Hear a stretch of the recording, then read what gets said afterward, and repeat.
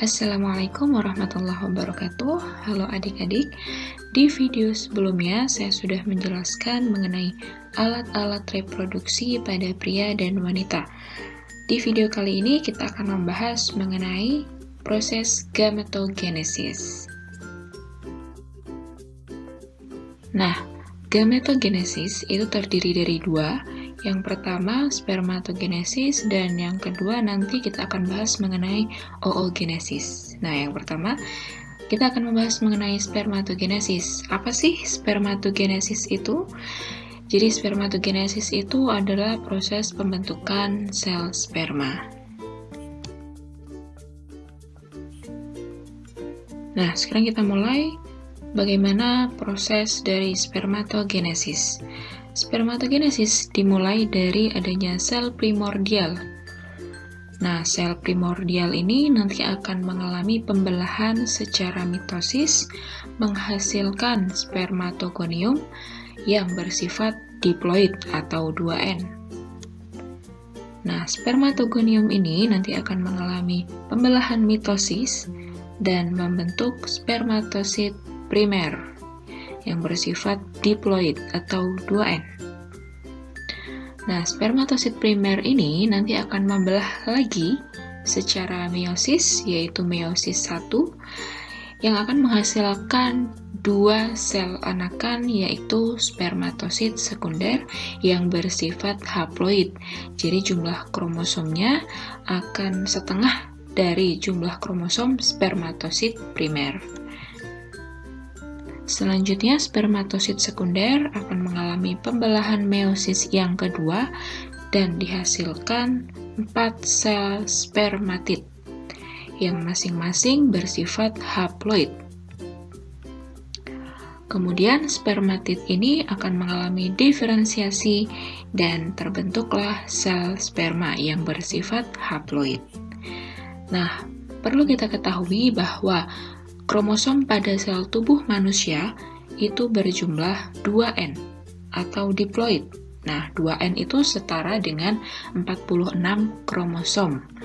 Sedangkan kromosom pada sel kelamin manusia berjumlah N atau haploid.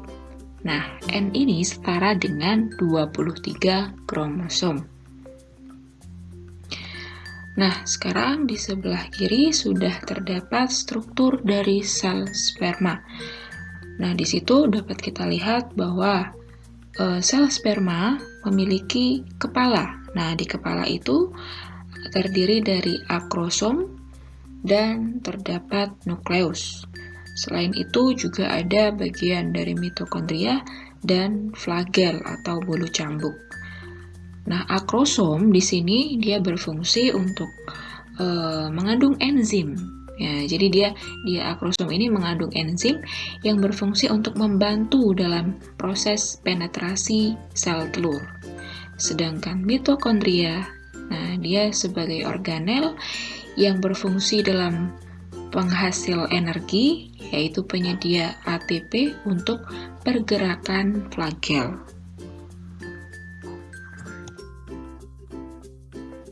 Nah, selanjutnya kita akan membahas mengenai oogenesis.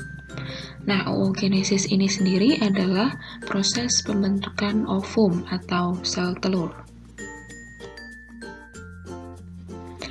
Nah, untuk menyelesaikan proses oogenesis ini sendiri ternyata membutuhkan waktu bertahun-tahun.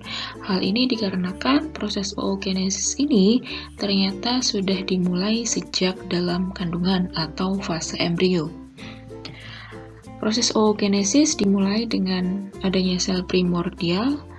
Nah, sel primordial ini nanti akan membelah secara mitosis menghasilkan oogonium yang bersifat diploid.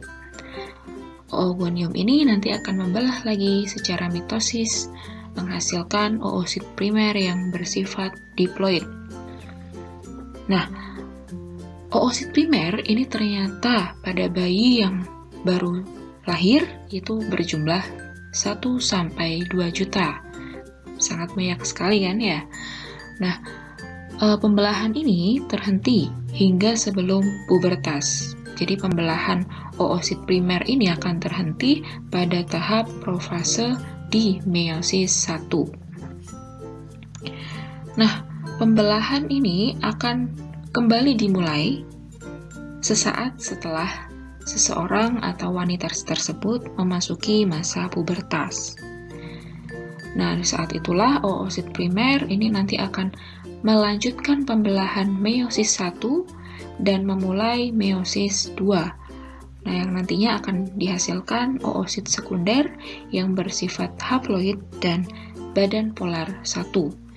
Nah, badan polar 1 ini nantinya akan mengalami degenerasi atau mati. Karena semua atau sebagian besar sitoplasma yang berada pada oosit primer itu berada pada oosit sekunder. Jadi, badan polar ini hanya kebagian sedikit saja dari sitoplasma. Makanya dia nanti akan mengalami degenerasi atau kematian. Nah, oosit sekunder ini nanti akan terhenti pembelahannya pada tahap metafase di meiosis 2. Selanjutnya, oosit sekunder ini akan mengalami ovulasi. Nah, yang dimaksud dengan ovulasi ini adalah pelepasan oosit sekunder dari ovarium. Jadi, perlu digarisbawahi bahwa yang mengalami ovulasi itu adalah bukan ovum, akan tetapi oosit sekunder. Oosit sekunder yang nantinya akan dikeluarkan dari ovarium. Nah, setelah mengalami ovulasi dan sperma memasuki sel telur, nah, pembelahan meiosis 2 ini nanti akan dilanjutkan kembali sehingga terbentuklah ovum yang telah dibuahi dan badan polar 2 yang nantinya akan mengalami degenerasi juga. Jadi hasil akhir dari oogenesis ini adalah ovum yang telah dibuahi oleh sel sperma. Oke, mungkin itu saja yang dapat saya sampaikan terkait dengan proses gametogenesis. Semoga materi yang telah dijelaskan dapat dipahami dengan mudah. Tetap semangat dan selamat belajar.